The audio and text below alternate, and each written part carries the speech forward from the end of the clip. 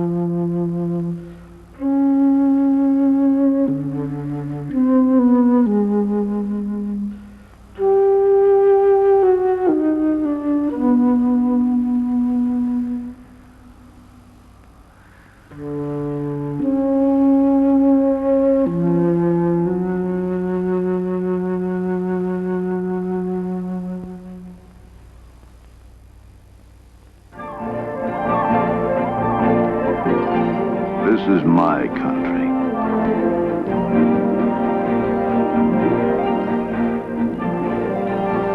I've spent all my life in areas like this, as close to the animals as a man can get.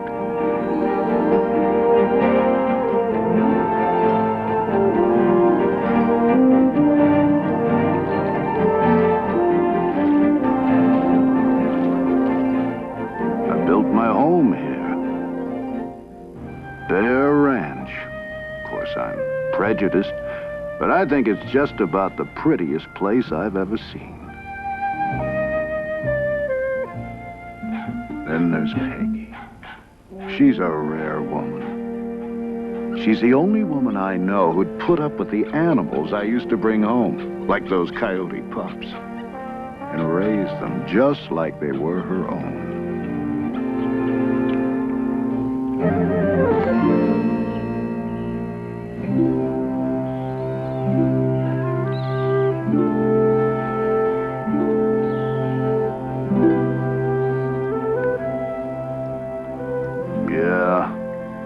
We've shared more ups and downs than there are in the high Sierras. Those were good days, simple, clear-cut. You see, I'm a tracker, and believe me, I'm the last of a vanishing breed. I know tracks, like the FBI knows fingerprints. I specialized in renegades, killers of livestock, and sometimes people. I didn't kill for sport. I went after the right animals so innocent ones might be spared.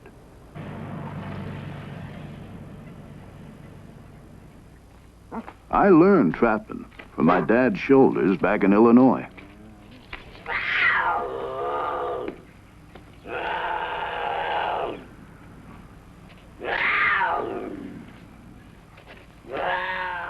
Since that time, I've worked for the government, territory, sheriff's office, federal game warden. When they had a renegade, they knew who to call.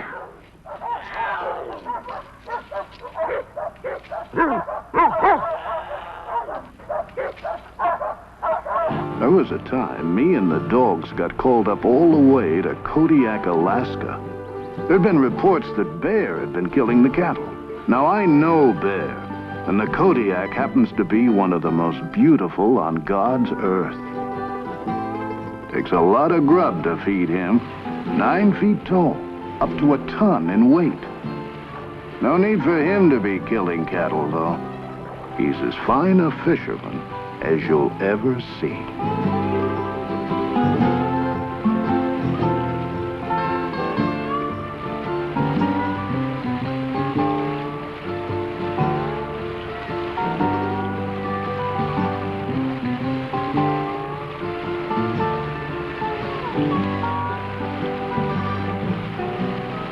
The ranchers were getting $5,000 bounties on these so-called cow killers.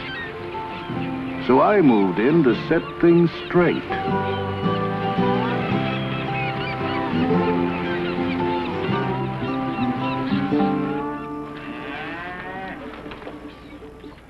I met a rancher who said it ain't Kodiak killing my cattle.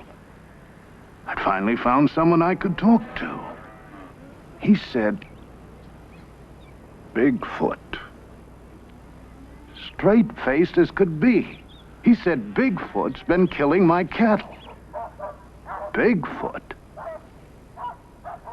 I checked the carcass and saw the cow had died naturally. The bears just fed on its remains.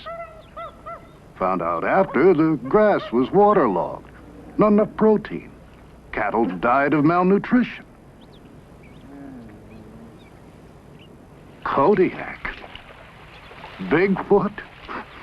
People always want their questions answered in such neatly wrapped little packages. Oh, I'd heard about Bigfoot. Some abominable snowman who'd wandered across the Bering Strait before the Ice Age. I couldn't believe a grown man would tell me a Bigfoot was killing him. What a bunch of hogwash.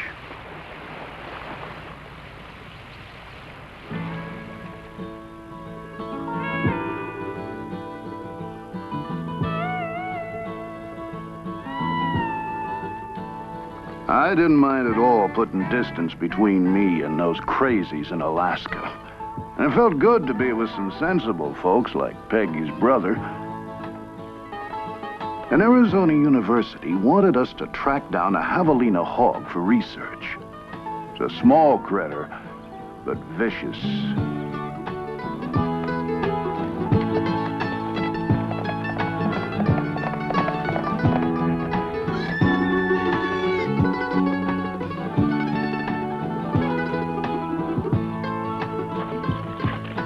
Well, I told my brother-in-law about the wild Bigfoot story at Kodiak, but he didn't respond as I'd expected. He said, "Don't be so quick to make judgments. There's something I want you to see." He took me to what Indians called the land of petrified wood.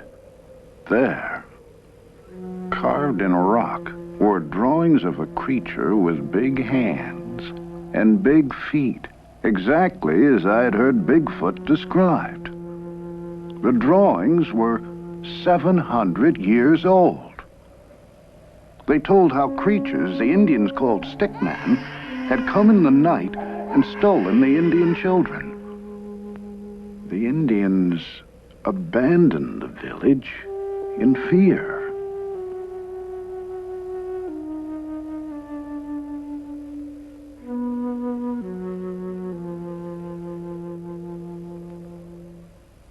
First the ranchers, now my brother-in-law.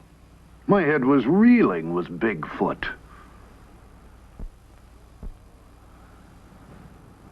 But stories are just so many words.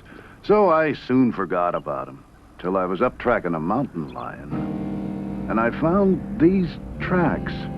Now, they look much like human footprints, but they were 18 inches long, 6.5 across the ball of the foot, 5.5 at the heel. They were the hugest I'd ever seen. The tracks were so deep, they had to have been made by at least a 500-pound animal. And the hair, I couldn't identify it. The toe prints were spread around small rocks and dug into the earth, showing whatever made them could cover pretty rugged country. And the stride was enormous, 52 inches in length. Man's only 30. They were fakes. Somebody would have had to drag a pretty big machine over pretty rough country to make them, and they would have left their own tracks. I saw where a creature had stumbled. There was a handprint, but no sign of claws. They were so man-like. I was mystified, so I made plaster casts and sent them with the hair to a lab for analysis. Well, I tell you, I was glad to get home. Our pups were growing, and they didn't give us much time to think about everything that had happened.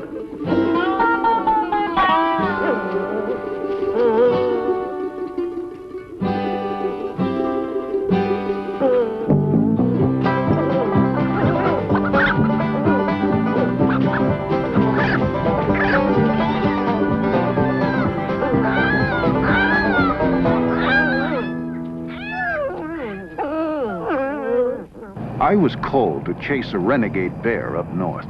This time, I wasn't so eager to return to the mountains. Tests had shown the hair samples and tracks couldn't be matched with any known animal. I was uncomfortable. The animals were even acting strange.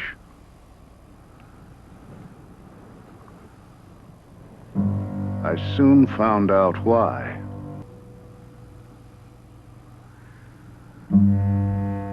There, between its teeth, the hair. I was astounded. A 600-pound bear that had stood 8 feet tall, lying by the side of the creek with its neck broken.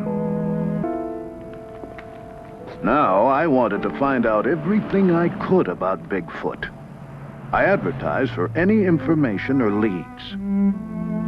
You can't believe the number of stories people had to tell. My friends laughed at them all. Okay, I'd laugh too. But things were different now. I had to figure out what was fact and what was fiction. There were reports of creatures 12 feet tall, 800 pounds, that prowled on 2 feet. Now that's absurd, scientifically impossible. No creature that size or weight could even stand upright. And as for tracks, you can't imagine the number of kids I found running around the woods making plywood fakes. Tales of hunters being ripped apart, campers kidnapped and never heard of again. But 4 features, all the reports shared, were the dark hair, the domed head, the large footprints, and the glowing red eyes.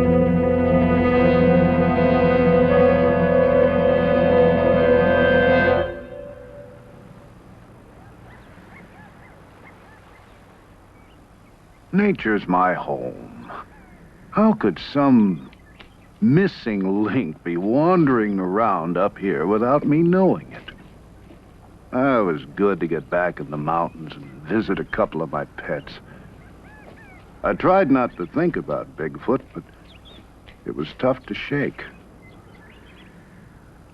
It wasn't 2 minutes before my friend had vanished in the wood.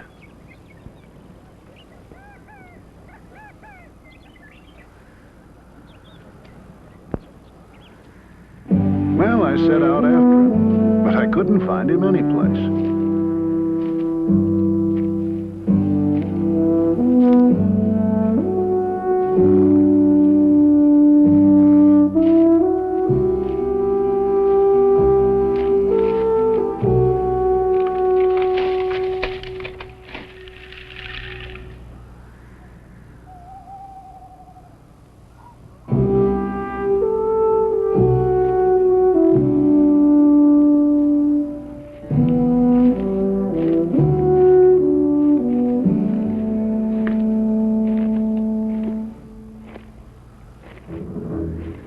I came to a bridge, and there beside it, another track.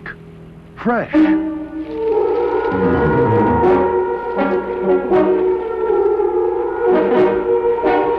My legs were moving before I realized what I was doing. I couldn't believe what I'd seen. I had to get a closer look.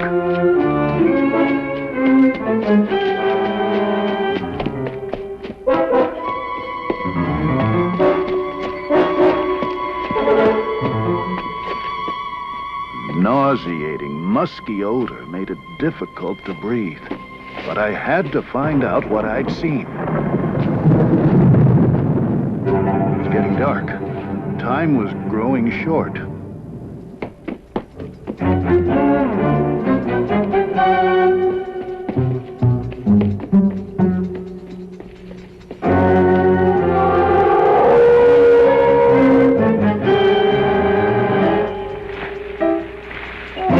Bigfoot.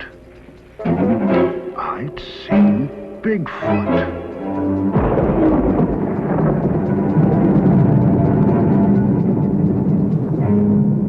What the hell was I doing?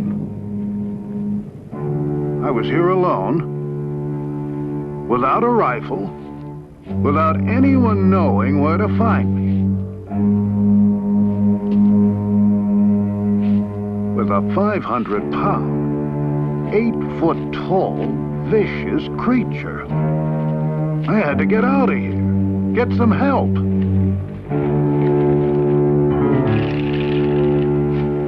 I had to show people what I'd seen.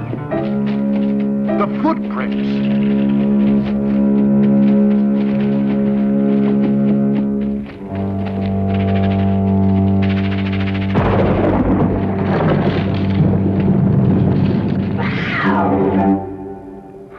It was just the cat.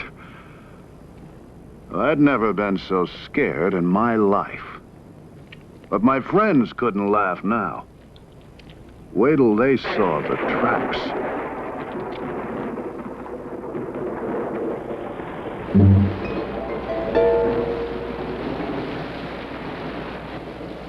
But the rains came and washed the tracks away. Hurry, hurry, get your Bigfoot burger, 2 burgers. Now, people's attitudes towards Bigfoot made me mad. I'd seen it. Matter of fact, I felt I'd been singled out to find it.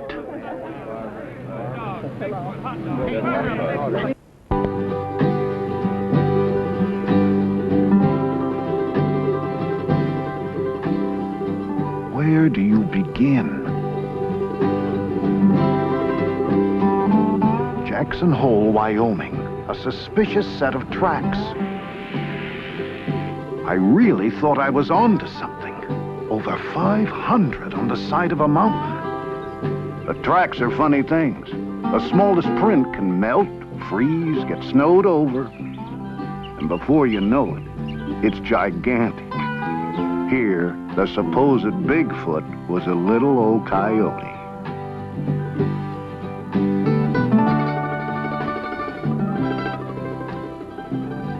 The redwoods, an endless source of sightings.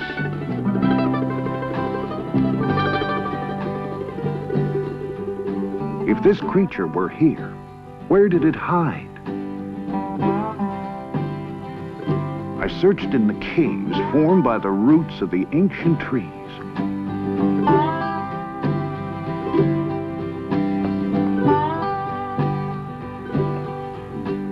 Here were perfect shelters, large, dark, secluded, hideaways to recover from injuries. Refuge for many forest animals from the elements. Protected privacy when giving birth. Hundreds of tree caves, but no tracks, bones, or unusual droppings. No clues at all. I had to be wasting my time. But there was a statue carved in redwood. Its image was based on hundreds of sightings collected over the years. And it was exactly like the creature I had seen myself.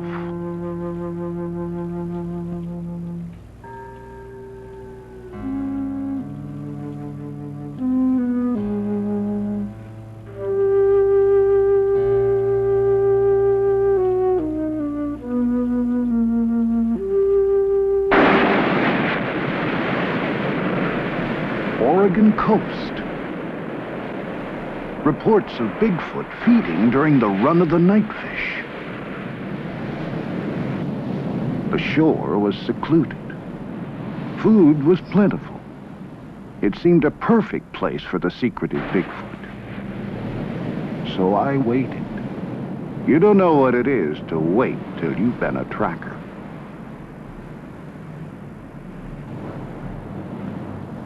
Finally, a gull came with the first sign of the run. And right behind it, you've never seen so many fishermen.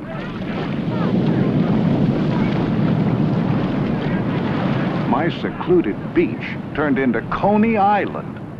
Only way Bigfoot could show up here was wearing swimming trunks. One bum steer after another. How was I supposed to know which lead to follow? I was running out of time, and I was running out of money. As we left, I felt like the waves were laughing at our backs.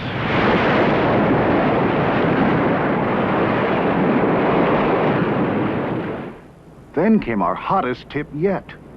We couldn't turn it down. Snowbird warned us of an upcoming storm, but I was too excited and ignored it. The area was rich with wildlife. And why not Bigfoot? Plenty of food, plenty of cover. This time, remote from man. There it was. My efforts had paid off. And this time, I was ready for him.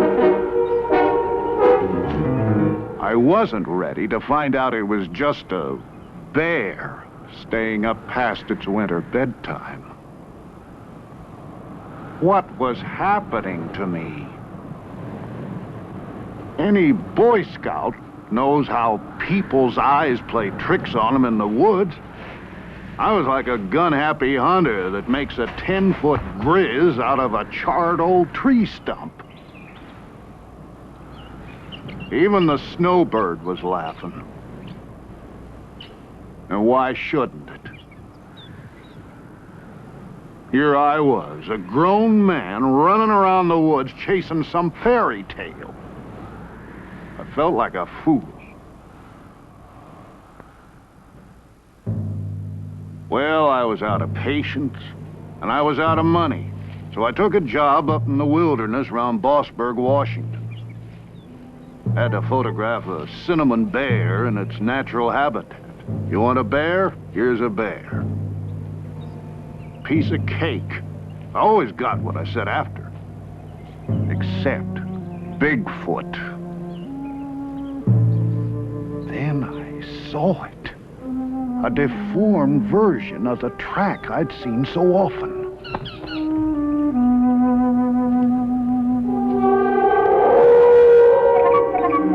There it was. Finally, face to face with Bigfoot.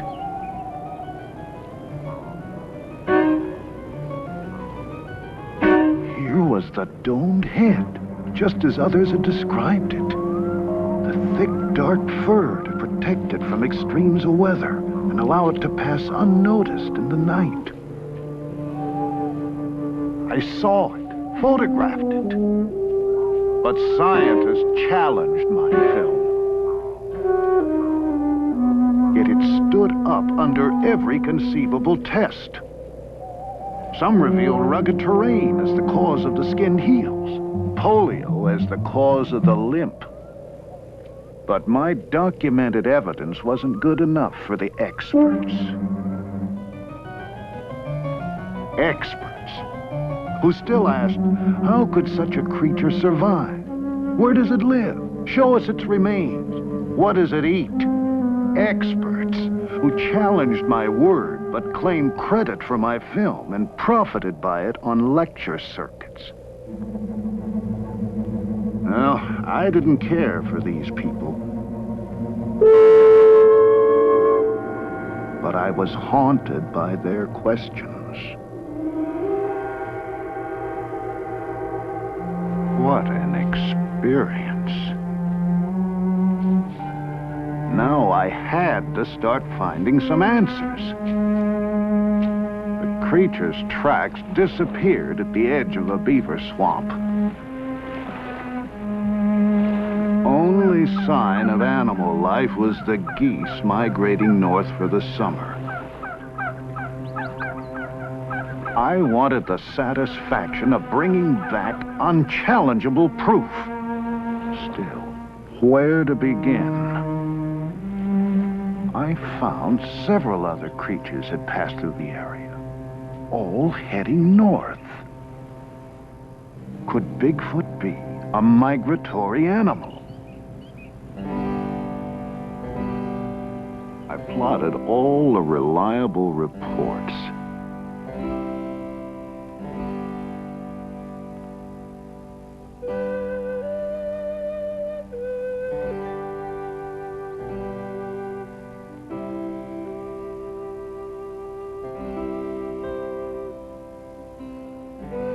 There actually seemed to be a migratory pattern extended over thousands of miles. If this were true, I'd have some means of predicting the creature's movements and a good chance to find some answers to my questions. Bigfoot always stayed in very rocky mountains and isolated terrain. The greatest number of sightings, and the only ones of the Bigfoot young, were in summer, above the Arctic Circle. Could that be where Bigfoot migrated to breed? If I move rapidly, I might find a clue before season's end.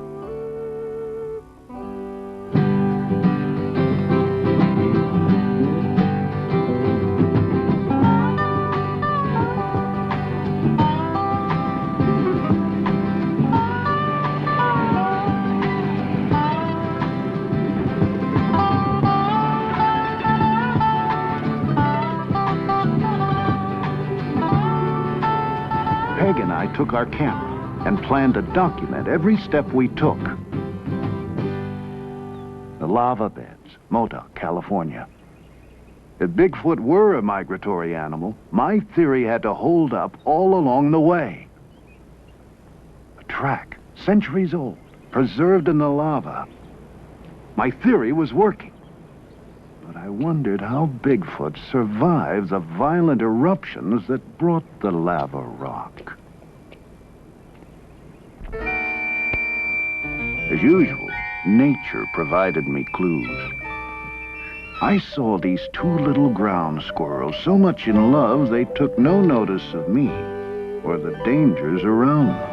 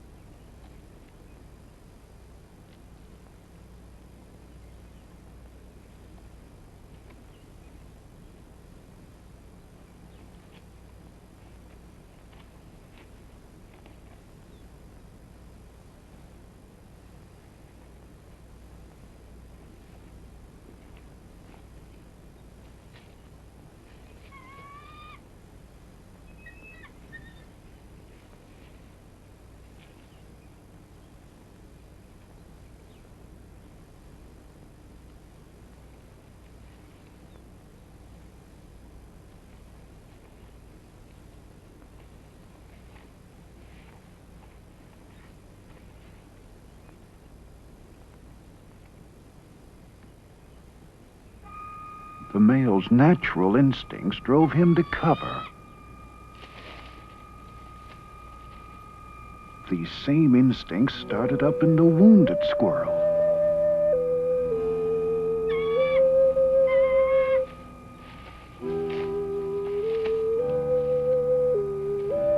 Nature was reminding me of her basic law, survival.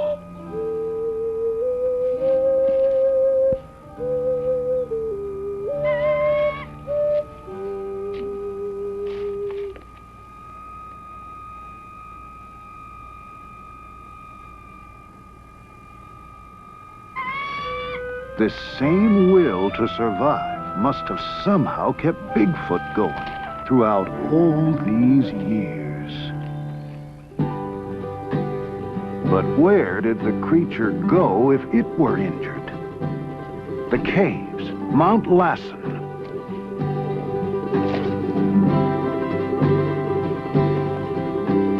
The Hat Creek Indians believed they were inhabited by an evil ape man. Now I was hot. Every step along the way brought me new clues. It was too late in the season to find the creature here now. But I'd soon catch up with him above the Arctic Circle.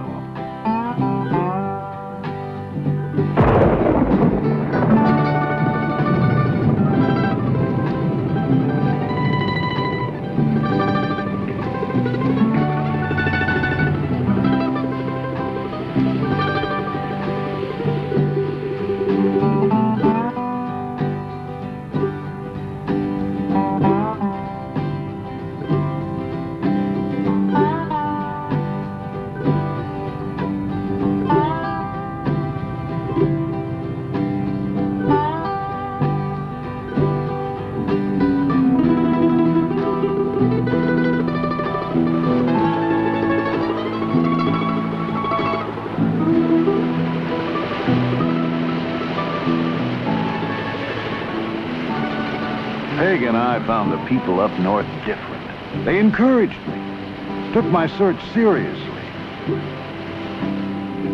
Like the lumberjacks, mountain men, like myself. The first into the midst of the wilderness, which meant first with stories of Bigfoot. Most of their sightings came at the time of year I'd anticipated. They were sure when Bigfoot passed because strange happenings followed in a nearby valley. Herds of goats come and perform a ritual suicide. Sure enough, the goats were there, looking as if they were grazing normally, but actually eating pounds of dirt. With one gulp of water, the earth turns to cement, and they die, lying in the shadow of Bigfoot, etched in rock 26 feet high, and the wolf, his only known traveling companion. What went on in this valley Bigfoot passed through went against all the natural laws of survival. And the rock formations, too massive to have been shaped by man, presented another, totally unexplainable, natural phenomena. To those who cried, for Bigfoot to exist goes against every bit of scientific data known to man, I could now say how much more there is to know. I felt close to the adventurers who'd left their calling cards at Watson Lake as they crossed into the Yukon, and even closer to those who'd made a similar journey at the turn of the century, who set out after something they didn't know where to find, but knew was out there someplace. With so many pouring into the Yukon during the gold rush, it's no surprise there'd be such a rich source of stories about Bigfoot.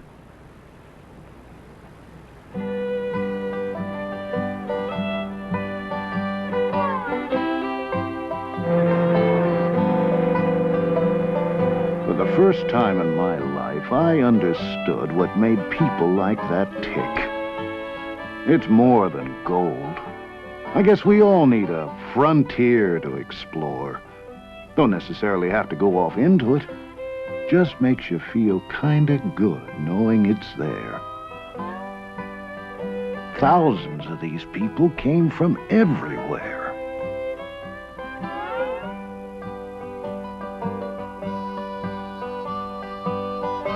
Tent cities sprung up where no man had ever even walked.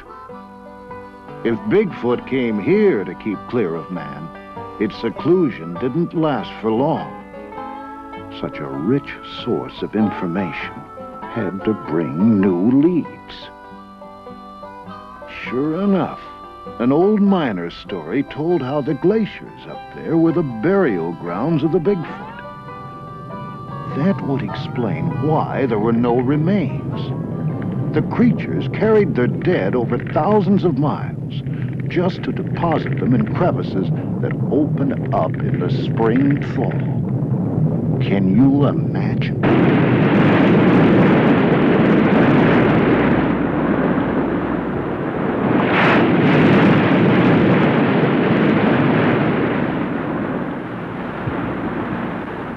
I went there searching for some remains. I did find tracks, so I had to be close. I found bones that told many different stories, but none of Bigfoot. The constant movement of the glaciers could either crush the remains or wash them to the sea.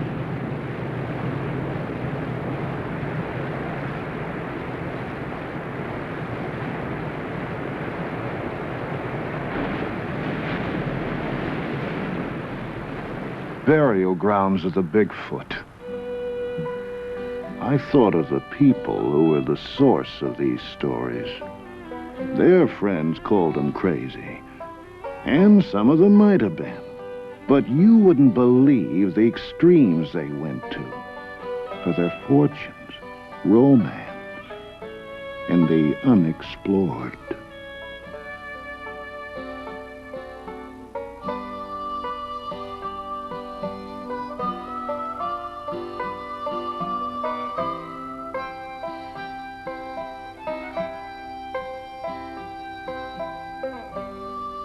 I guess it wasn't so tough to believe Bigfoot could have gone to similar extremes for a far more instinctive, basic drive as burying his dead.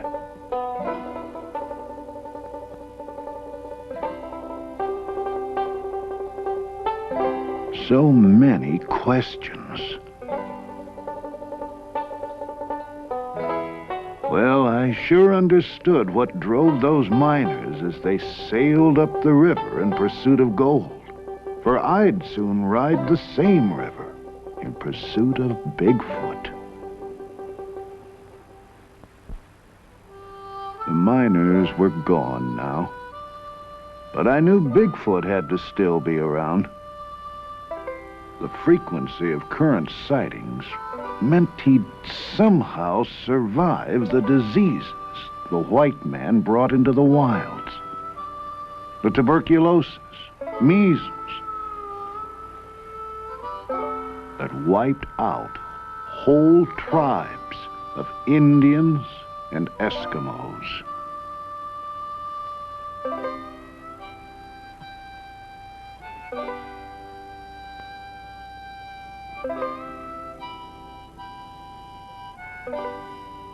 He'd even survived the violence reaching out from the boomtowns. Now I understood why Bigfoot steered clear of man. He had to, in order to survive. However vicious the creature might be, I gained a lot of respect for the elusive Bigfoot and its ability to endure. But if we were to find it, we'd have to get to the furthest outpost of civilization.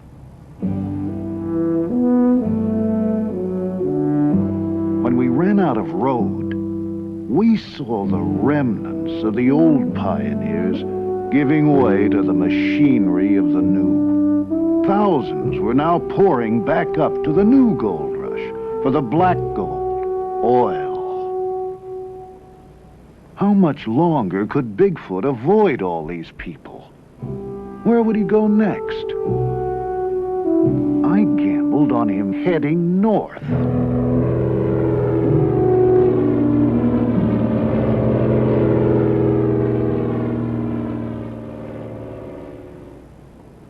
Well, traveling had been tough, so we treated ourselves to the fanciest hotel in town. There, Yukon Frida. Her sketches were based on recent sightings and descriptions of Bigfoot from that very area.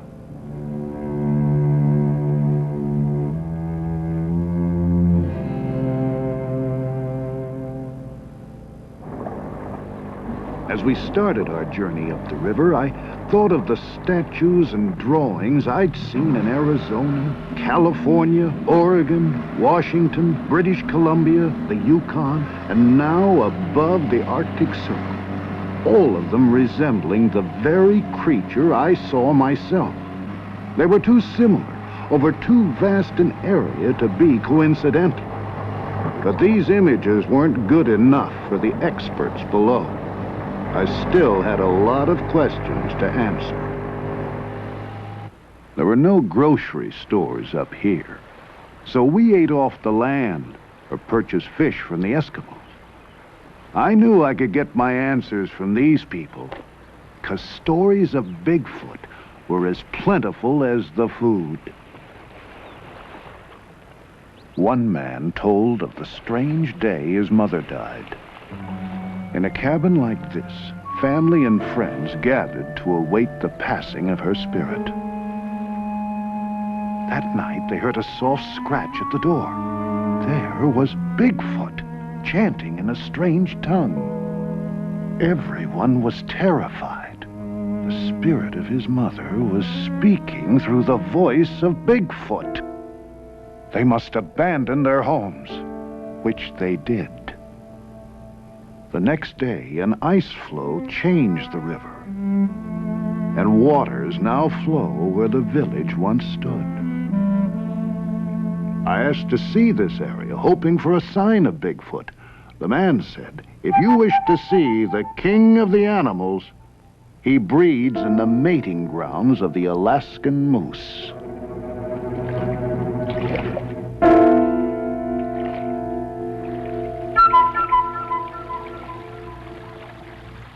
The moose came, as if a sign, reaffirming the man's words.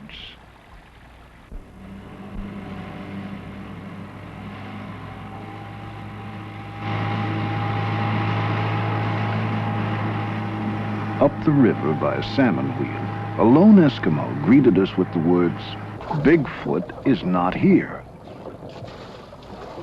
How did he know what we were after?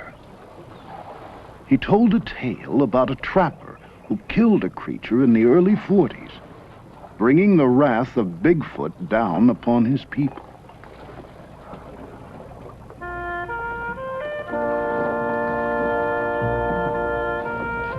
He said, one night I was caught out on the trail with only a few minutes of twilight left. The lights began to shine in the sky. They were bright. Traveling was good. Then the snow turned red. The north, south, east, and west, rivers of blood flowed across the sky and down into the snows.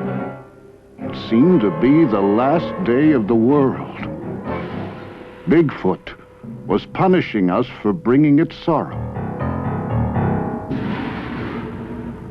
But then, the good white light rose from the north. What followed was a battle of 1,000 warriors. White light was the spirit of Bigfoot, left to die by the trapper. It returned in the form of a white raven to to protect us from the red wrath of its grieving brothers. If you travel the river, you may see him. And if you do, he will bring you luck.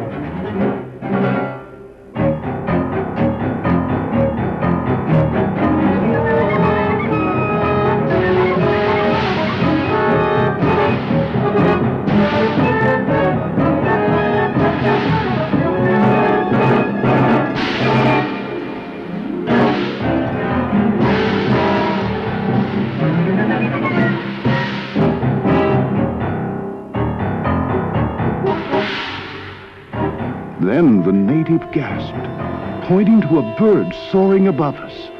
The legendary white raven. The fisherman said, "Bigfoot smiles upon you. You will bring word of him to the people below."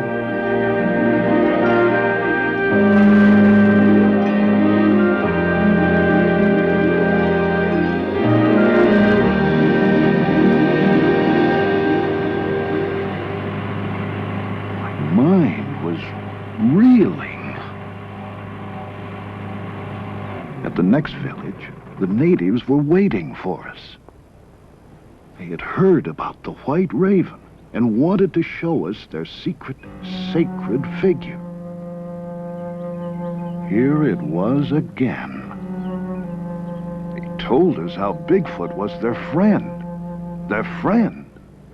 How did they think such a violent creature could be their friend?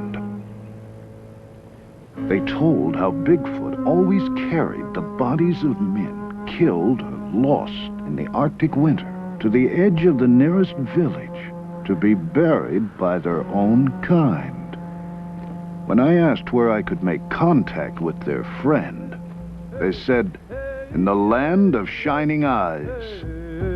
But they warned me not to violate Bigfoot's domain.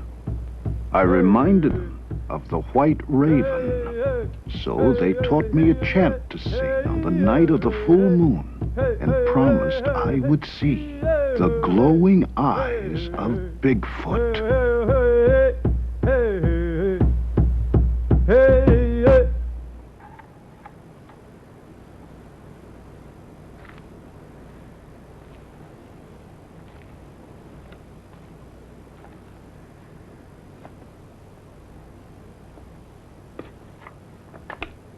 Well, I wasn't going to have a thing to do with any chanting. So I set up walkie-talkies 300 yards from the tent to monitor any movements on the tundra during the night. At the first sound, I'd have a jump on the creature.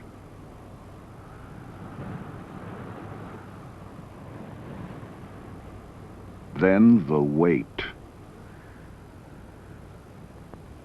The land was lush with vegetation. Perfect feeding ground. Berries, lichen, gnats, bugs, millions of fish. Not just a land of ice and snow. I understood why Bigfoot and so many animals flocked to the Arctic to breed and raise their young.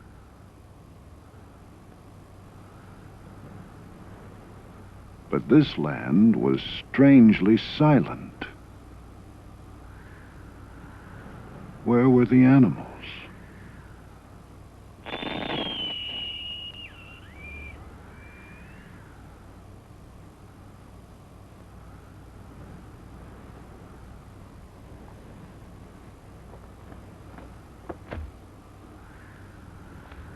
My transmitter had been thrown 15 feet. And the tundra held no tracks. Days passed.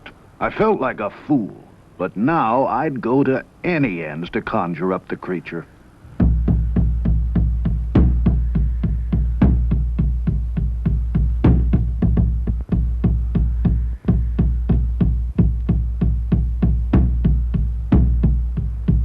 Soon Peg saw what she thought were two car lights approaching.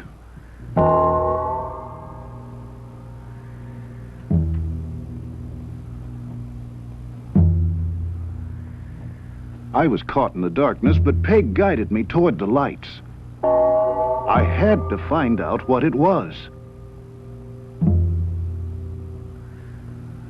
Then we realized they were the shining eyes.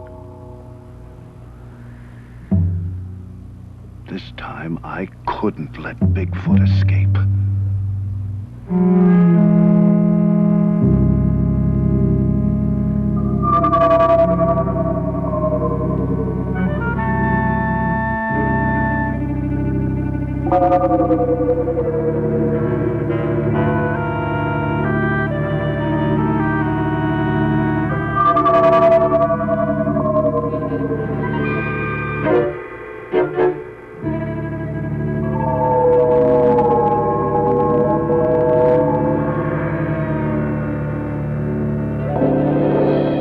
But dawn broke, and it disappeared behind a rainbow.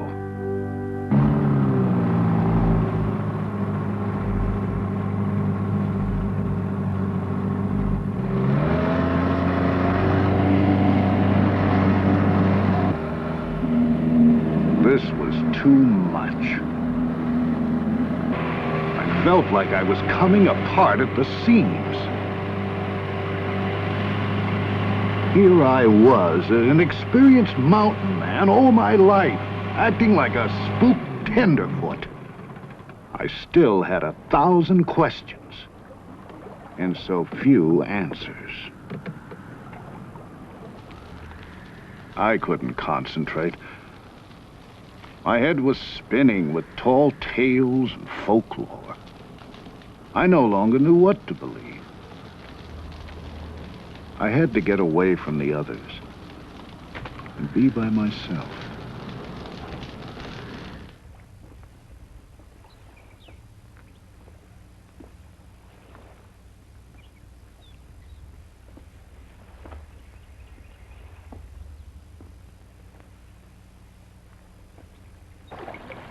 There were the salmon, back after 10 years of living in the sea, to spawn in the exact place of their birth, and then to die.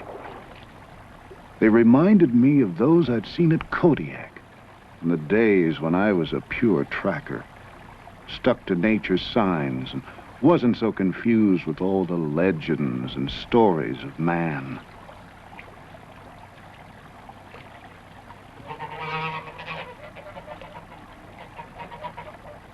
And there were geese. My first clue to Bigfoot's migratory pattern.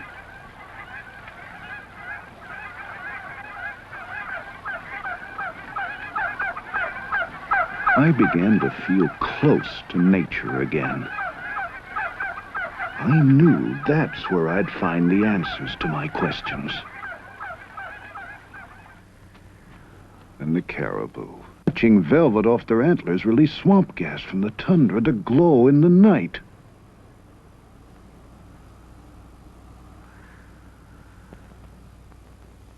Then I saw what must have been the monarch of the North. I was terrified. It could crush the likes of me with one swoop. But it was the most magnificent animal I think I've ever seen. He didn't seem to notice me as he made a clearing. He sharpened his horns as if to prepare for combat. I thought he'd come for me now. Instead, he dug a pit and marked it with his scent.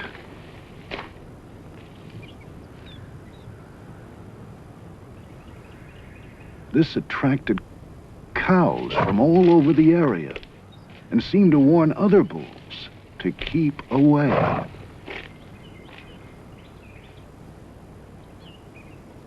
The cows declared themselves his by covering themselves with his scent. I'd made it. The mating grounds of the Alaskan moose, where no man had ever been before, and possibly the breeding grounds of Bigfoot. Some young bulls seemed a little overeager and found the monarch defending his territory against all intruders, while others waited for the right moment to move in.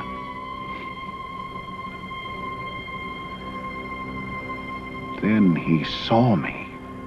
But luckily, a match for the monarch challenged him for his cows and territory.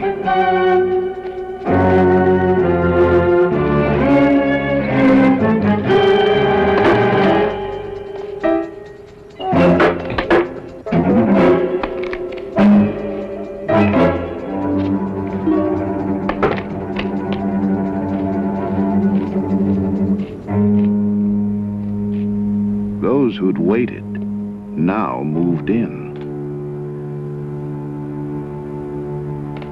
While the bulls were fighting, nature made sure there'd be a good crop of calves come spring.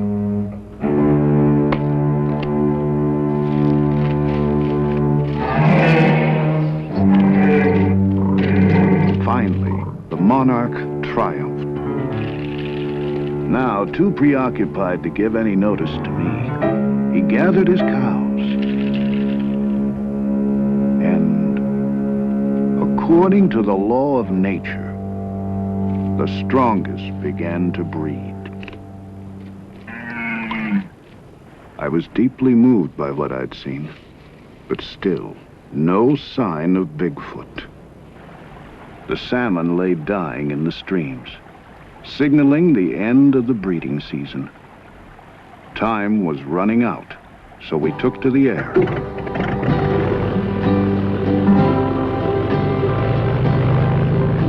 The Arctic winter could close us in at any moment, so we had to move fast. Why couldn't I find this creature? Was my theory wrong? When I saw the expanse of space below, I laughed. Anything could be out there. They'd found Stone Age men in New Zealand. There were prehistoric fish being pulled out of the Persian Sea. My God, a primitive man walked out of the mountains 70 miles from the capital of California. There's so much territory yet to be explored. We found undiscovered wrecks of men who tried to break into this wilderness and were never heard of again. I couldn't think of the risks. Everything I believed in was on the line.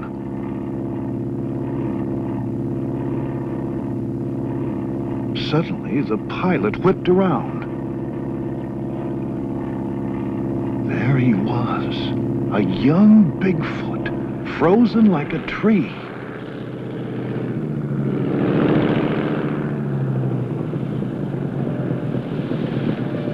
We raced back to the river, but he slipped away. Seeing the young Bigfoot confirmed my theory. I could now roughly predict the creature's movements. The crew celebrated the sighting, but it wasn't enough for me. I knew I needed to document Bigfoot's habits. The young Bigfoot's tracks led me from the river to a lush meadow. He'd passed through a herd of grazing muskox. I wondered what Bigfoot fed on. Maybe he ate vegetation too. Or fish. I'd seen him by a river. Of course, he could have been cleaning himself. Or drinking. Of course, he could be a predator. One of these oxen had lasted him half the winter. Bigfoot's behavior still held many mysteries.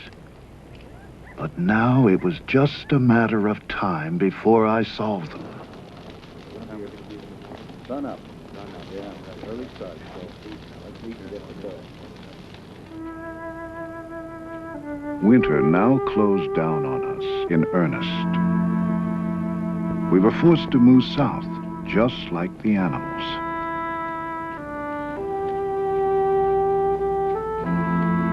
The caribou gathered for their migration.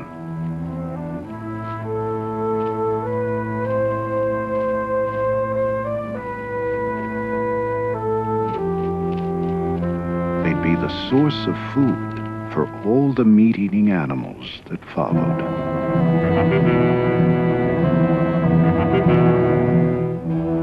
If Bigfoot were a meat-eater, he'd feed on caribou too. If I could prove that he did, I'd have a clue to the place he held in nature. If I could film it, I'd have the kind of documentation the experts demanded. Whatever his habits, I knew the road would be paved with danger.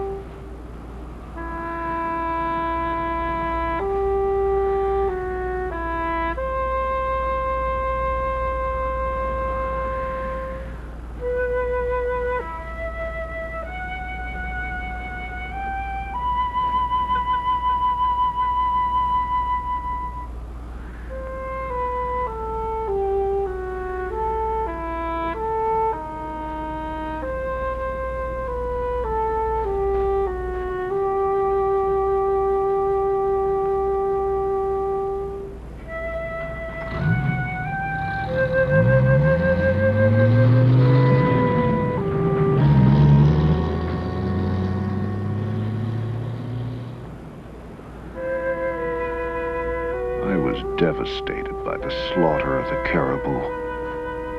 I kept thinking of Bigfoot and its migration. It had to be protected. It could be wiped out before I had a chance to study it. But how could I get protection for something so few believed existed? I needed that unchallengeable proof I'd first set out for. There was no sign of Bigfoot with the caribou. It must eat vegetation or fish. The perfect place. Beaver Swamp in the spring.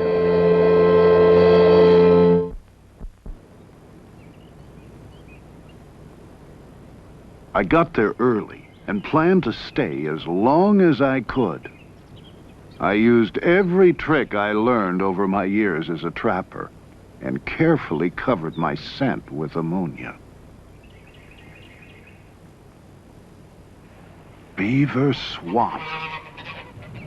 The geese. If my theory was right, Bigfoot would follow shortly. I searched for the perfect place to set up a blind. When I found it, I moved in and set up my cameras. Day after day, I waited and soon grew jealous of the other animals' freedom.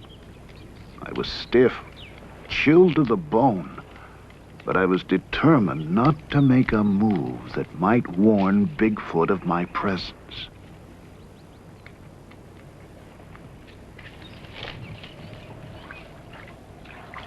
What if he didn't come?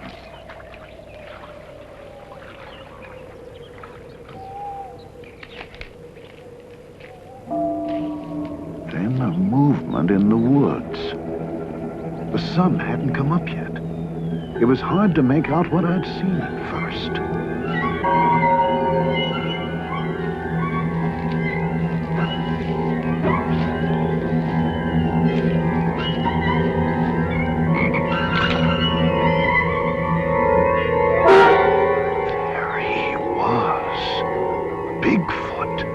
standing no more than 100 yards from my blind. I began to shake all over. I could barely keep hold of my camera. He was awesome.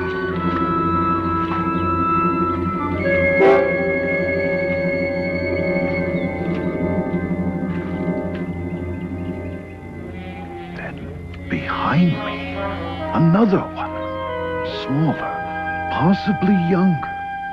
How many of them were there? Was I surrounded? They were the most extraordinary creatures I'd ever seen. I now knew why the Eskimos called Bigfoot the king of the animals. The older, larger one was 7 feet tall, 450 to 500 pounds.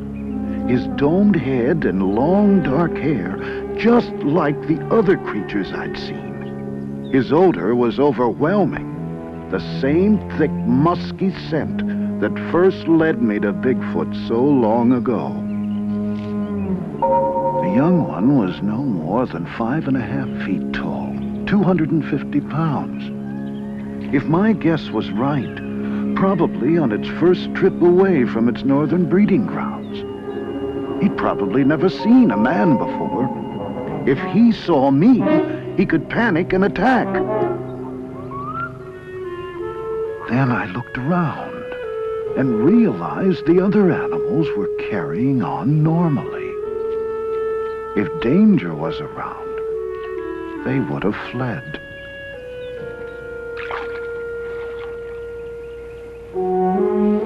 Just as the Eskimos had said, Bigfoot is a benevolent creature. It doesn't even attack or feed on other animals. It seems to eat only vegetation or sometimes fish. Here it was before me, pulling up the tender swamp grass with its hands. Remarkable huge hands that seemed capable of grasping, scooping up drinking water and splashing to rid itself of parasites. I'd done it. Here I was again with Bigfoot. Unchallengeable proof my theory had worked. It is a migratory animal, and I now have the documentation of its habits I needed. Now we can begin to understand the place this creature holds in nature.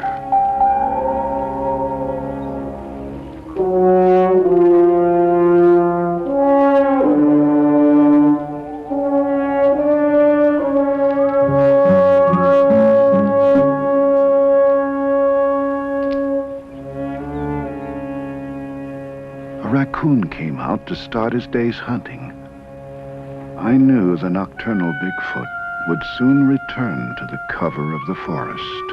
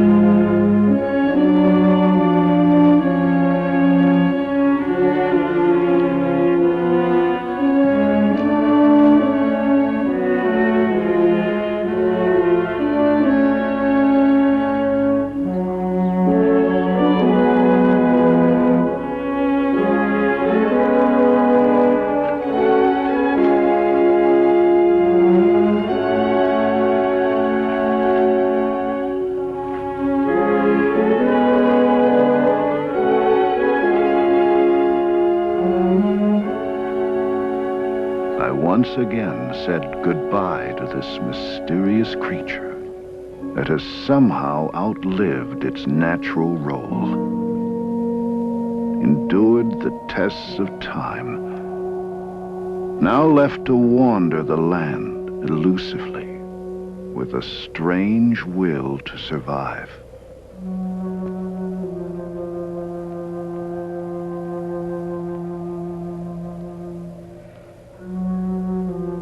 Oh, I still have plenty of questions, and I'll continue my search for the answers now. But I assure you, I'll no longer get so caught up in the problems of my research that I'll lose touch with the wonders it reveals.